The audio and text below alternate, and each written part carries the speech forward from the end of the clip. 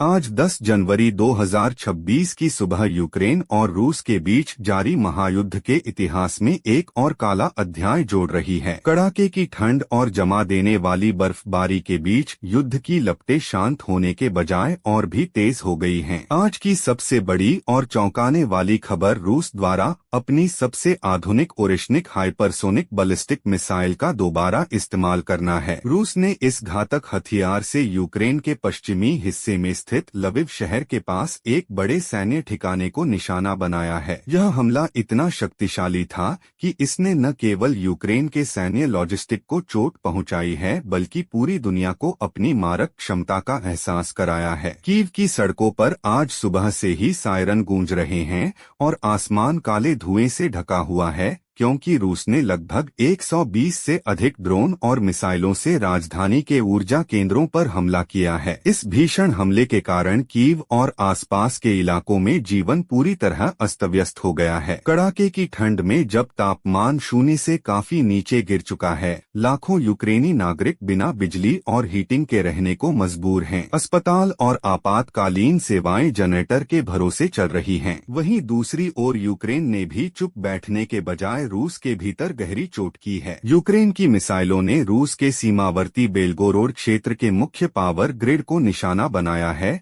जिससे वहां के लगभग 6 लाख रूसी नागरिक भी आज अंधेरे और ठंड का सामना कर रहे हैं। यह स्थिति दर्शाती है कि युद्ध अब केवल सीमाओं तक सीमित नहीं रह गया है, बल्कि सीधे तौर पर आम नागरिकों की बुनियादी जरूरतों पर प्रहार कर रहा है। युद्ध के मैदान यानी फ्रंटलाइन की बात करें तो जापोरिजिया के इलाकों में भीषण जमीनी लड़ाई जारी है। जमी हुई बर्फ ने टैंकों की आवाजाही को आसान बना दिया है, जिसका फायदा उठाते हुए रूसी सेना ने 5 गांवों पर अपना नियंत्रण स्थापित करने का दावा किया है। यूक्रेनी सेना भी डटकर मुकाबला कर रही है और ड्रोन तकनीक का इस्तेमाल करके रूसी टैंकों को निशाना बना रही है। रिपोर्टों के अनुसार पिछले 24 घंटों में रूसी सेना को भारी जनहानि हुई है, लेकिन वे अपनी बढ़त बनाए रखने के लिए लगातार नए सैनिकों को मोर्चे पर भेज रहे हैं। समुद्र से लेकर जमीन तक हर जगह बारूद की गंध फैली हुई है और दोनों ही पक्ष पीछे हटने को तैयार नहीं दिख रहे हैं। वैश्विक स्तर पर इस युद्ध का असर अब केवल राजनीति तक सीमित नहीं रहा, बल्कि यह पूरी दुनिया की जेब पर भारी पड़ रहा है। आज अंतर्राष्ट्रीय बाजार में कच्चे तेल की कीमतें आसमान छू रही हैं,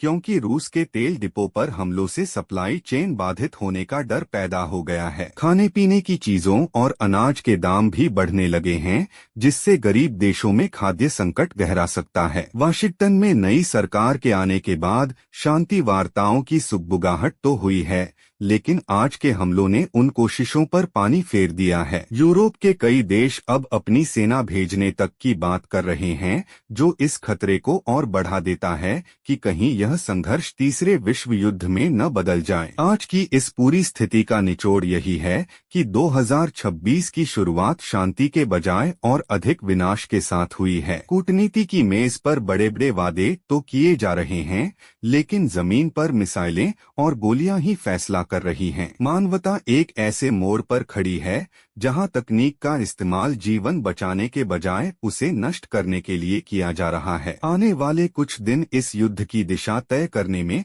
बहुत महत्वपूर्ण होंगे, क्योंकि ठंड का प्रकोप और हथियारों की बढ़ती कमी दोनों पक्षों को किसी बड़े फैसले के लिए मजबूर कर सकती है। फिलहाल पूरी दुनिया की नजरें इस बात पर टिकी हैं कि क्या बातचीत का कोई रास्ता निकलेगा या यह तबाही यूं ही जारी रहेगी।